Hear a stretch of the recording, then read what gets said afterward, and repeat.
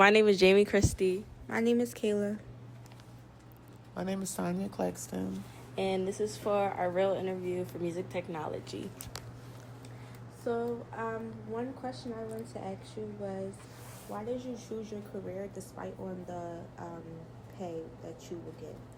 You said, why did I choose my career? Yeah. Is it basically pay or something else? Yeah. Mm-hmm. I actually chose my career because of my son. I have a son who's classified as emotionally disturbed, and I knew that a lot of times people struggle with giving students and adults second chances. So I wanted to make sure I was available to give students and their parents chances and opportunities beyond what normal people would see. Okay. That's good. You have anything else? Give me 1 second. Going from that, did you have any complications when you first, did you see anything that, made you not want to do this job? Or made you want to choose a different job? I didn't see anything that made me not want to choose this job. I seen things that made me want to go harder for this job.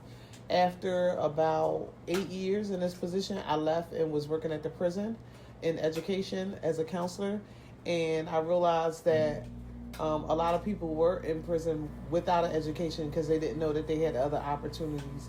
And so it made me want to go back to the school district to make sure that people get their diploma so they don't land in these areas and feel lost because they can't read or write. Okay. And since you've been here, do you feel have you seen a change? Here in Girls High? Mm-hmm. Yeah. I have. But the change is that there's a different group of students. Not necessarily a change in how we educate students, but in the people. I do know that your class in particular have grown a lot from 9th grade to senior year. I do know that you guys were the COVID kids, so you came in with a lot of expectations and not good people skills because everything you guys did was online. But I do see growth in you since you become seniors. Okay. What is some advice you would give to a graduating senior? Keep going. School is not easy.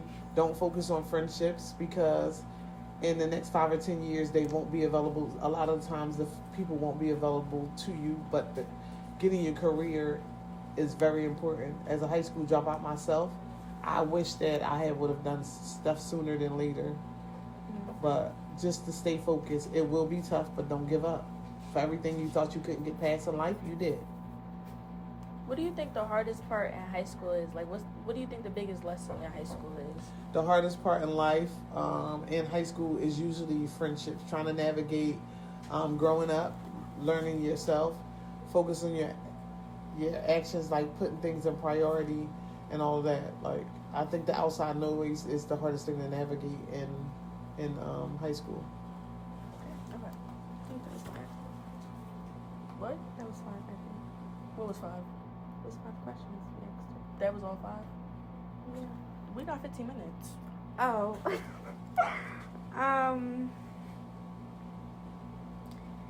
Where did you go to college and why did you choose that university? Okay, I went to college several places. I started in Philadelphia Community College. Okay. And then I left Philadelphia Community College and went to Montgomery County Community College. Mm-hmm. But it actually took me in life 10 years to get a 2-year college degree because I was having children and doing other things, but I just got a little bit at a time. Once I graduated from Montgomery County Community College, I transferred to Chestnut Hill. I got my bachelor's from Chestnut Hill College in an accelerated program.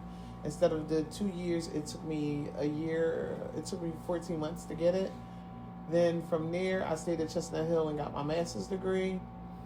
And then last 2023, I went to Temple and got another master's and a certification in educational leadership. And I received a scholarship from the school district of Philadelphia for $25,000 to get it. Which one did you like better, Chestnut or Temple? Chestnut Hill. I prefer educational opportunities that come from a smaller set, not where it's thousands of people. I prefer where everybody knows your name, that you're not just a number. And Chestnut Hill is kind of like a small institution. And I learn better that way, when it feels like a family opposed to you walking past and nobody knows who you are. choices you made in the past Okay. to, like, I guess, how can I say this? Like, a lot more time. Like, instead of, like, going to high school, then going straight to college, do you wish you did that? Or Oh, absolutely. I struggle a lot with that, which is why I'm usually on you guys a lot as a high school dropout myself. I wish I would have focused on what was important. I didn't really have a reason why I chose what I chose, because it's not like I came from a home where I didn't have certain things. My mom actually has a master's from St. Joe's, and she has a master's from LaSalle. And so I came from a family that's educated. Actually, my father was an immigrant. He came here from Jamaica, but I always was told how important education was, and so I wish that I had done it sooner than later, because I'm good in my career now, but I wish I would have came to the conclusion earlier, because I would have made more money sooner, and my focus would have been different. So, that's why I stay on y'all, because don't wait 10, 15, 20 years like I did. Yeah. Flex, you got change for 100? How many years have you been working at Girls High, and also, like, what are the changes you've seen within the school building? This is my 8th year at Girls High. Okay. Changes within the school building, of course, as leadership has changed 3 times since I came here. I came here with Miss Meesey, and then we had substitute principal, Dr. Butler, and then now we have Mrs. Argro. Teachers come and go, they retire, and then, of course, the principals and school security and the Philadelphia police have changed. Traditions have stayed the same, although they're not met with as much as enthusiasm as they used to. But I think that our school is going in a positive direction now that we have a stable principal who actually knows the traditions and care about the students. Yeah. Do you think Girls High changed for the better?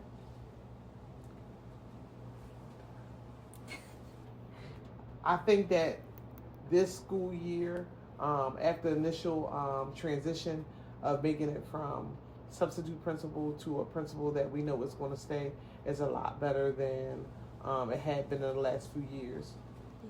I do, under Ms. Meesey's leadership, I think that it was okay as well. But I think having a substitute principal for a year and a half, almost 2 years, left our school at a disadvantage. But having a leader that's going to be here consistently and will better support Girls High. You being the class sponsor and also playing a big role in Girls High, what are some things you feel like you can do differently within the school? Or class of 270? I think that the passion I have behind everything that I do is generally, class sponsors generally get paid for this position. And I don't get paid to do it. I do it because I love children. Okay. I love to entertain. I like to see people smile. A lot of things I do in Girls High, people don't know that I do, which is why, they always be like, take a picture, do this, do that. And I like to be in the background because it just makes me happy when children are happy. Not necessarily, I don't have to always be rewarded in like, oh, Tonya did this or Tonya did that. I seek joy in other people's pleasure. So.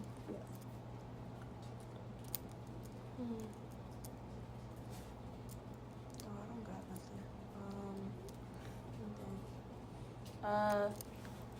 What would be your biggest recommendation to seniors when they're choosing college? I always try to tell seniors that I know you may have places that you want to go, but not to try to get in the most debt possible. For me, a lot of places, education is the same. It's what you make of it. Like, you can go to another high school and get the same education if that's what you choose to do. I always tell people to go and look at the debt. So, say like if you're getting a degree in education, if you get a degree in education and one college is $50,000 and the other college is $20,000, but you got a scholarship to the you got a $20,000 scholarship to the $50,000 college. You still over $10,000 in debt. Which one is going to be better? But in doing so, you always want to look at the retention rate, and that tells you how many people actually go into that college and actually graduate. So if people are signing up to go there, but they're leaving or they're not graduating, that may not be some place you want to go, because there's a reason why people are going and leaving. You know what I mean? So don't necessarily pick things on popularity. You want to choose based on safety, and you want to choose based on debt.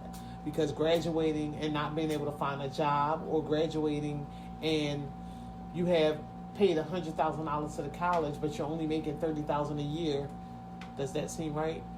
So you want to make sure that you're looking at the amount of debt that you may incur after you graduate, and whether where you're going is going to be safe. What is some advice you give to mothers that was in your position, just how to overcome what you went through? Keep going. Any progress is better than no progress at all. So I am a parent, a mom of 6. I am a high school dropout. But today, through doing a little bit at a time, it took me longer to get there, but I got there. So regardless of what adversity you find, you can get past it. I always tell people, like, you cry and you think like, oh my God, how am I going to do this? But for everything that you thought you couldn't get past, you got past it. Mm-hmm. So don't let anything. My mom always say it's okay to be down, but don't stay down. So you can cry or whatever, and then say, with these tears, I'm going to turn it into a positive. I'm going to allow these tears to help me grow. I'm going to allow these tears to push me forward into my future. Just because you cry doesn't mean anything. It's just like, okay, I cried, now what? Keep going. Thank you. You're Thank you.